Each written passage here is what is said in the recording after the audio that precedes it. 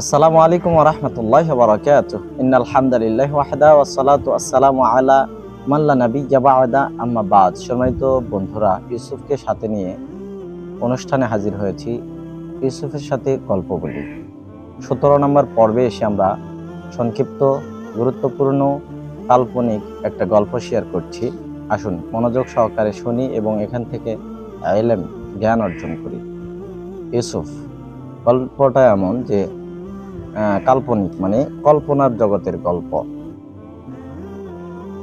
জ্ঞান, এলেম, অর্থ সম্পদ আর মর্যাদার মধ্যে কথোপকথন হচ্ছে। এই তিনটা বিষয় মনে রাখতে হবে। ১, এলেম, জ্ঞান। ২, অর্থ সম্পদ। আর ৩, মান ও মর্যাদা। এই তিন বিষয়ের মধ্যে কথোপকথন হচ্ছে। তো সর্বপ্রথম অর্থবিত্ত সম্পদ সে বলতেছে যে আমি এমন একটা বিষয় যে প্রত্যেকের কাছে মহামূল্যবান, সবাই আমাকে পেতে চায়। বিপদ ও মুসিবতে আমি মানুষের উপকার বয়ে নিয়ে আসি। যার কাছে আমি থাকি না সে পড়ে যায় কষ্টে এবং মুসিবতে। অর্থ সম্পদ এমনটা বলা শেষ করলে এলেম, জ্ঞান বলা শুরু করলো যে আমি সম্পদের মতো নয়, আমি মহামূল্যবান বস্তু। আমি আমার বুদ্ধি দিয়ে, মেধা দিয়ে মানুষকে উপকার করি। মানুষ কঠিন পরিস্থিতিতে পড়লে কিভাবে বের হয়ে আসতে হবে আমি এ লক্ষ্যে কাজ করি। মানুষের অভাব অনাটন, মানুষের অসুখ, মানুষের যে কোনো সমস্যার নিয়ম মাফিক আমি সমাধান দিয়ে থাকি।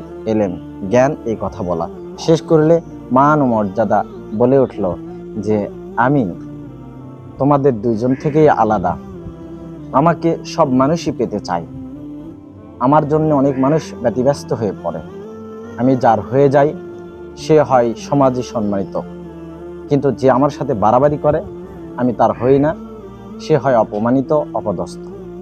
তিনজনের কথা শেষ হলে একজন বলে উঠল যে এখন আমরা চলে যাচ্ছি, আবার আমাদের সাক্ষাৎ কোথায় হবে, আমাদের দেখা মানুষ কোথায় পাবে?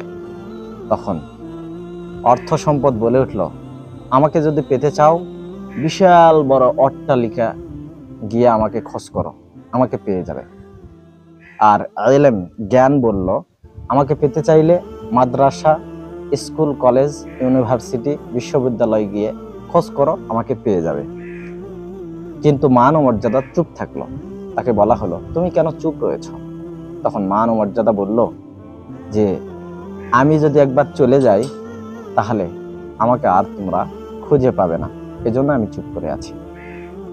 ইউসুফ, চমৎকার একটা গল্প, তাই না? অবশ্যই আমাদেরকে যথাস্থানে যথা বিষয় সঠিকভাবে তালাশ করতে হবে, খোঁজ করতে হবে।